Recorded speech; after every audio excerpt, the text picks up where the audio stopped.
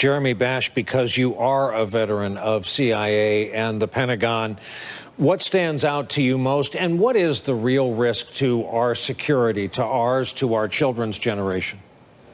I was astounded by this reporting, Brian, that CIA briefers and other intelligence analysts actually changed their briefings so as not to bring the president the truth. A presidential daily brief without the truth is not an intelligence briefing. It's story time. It's fiction.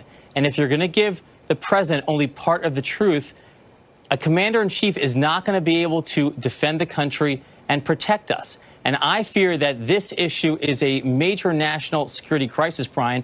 We have issues from Iran's missile proliferation to North Korea's nuclear program that demand and require truth, facts, and intelligence. And if a president of the United States is unwilling to hear it, he is incapable of protecting us. So, Jeremy Bash, do you want to take a cut at the question as to why the president won't accept a briefing on intelligence findings from his own government and all the other subsequent questions this article raises?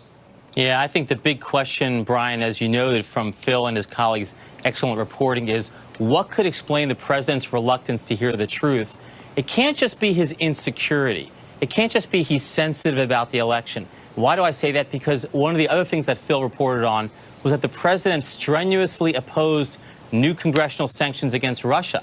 He actually delayed signing that bill for 5 days, and he pushed back on his aides who were saying you have to get behind the sanctions bill. So it's not just about the election. There is something about the president's approach to Russia that shows that he is beholden to Russia, that he does not want to confront Russia, that he wants to support and back Russia. That can't be explained by insecurity. There appears to be something much more serious, much more concerning about the way the president feels indebted to Russia. And I think that has to do with the fact that he knew they were assisting him during his presidential campaign. And he has a very long history of business relationships and other ways of other matters of indebtedness to Russians and the Russian Federation. Susan, listen.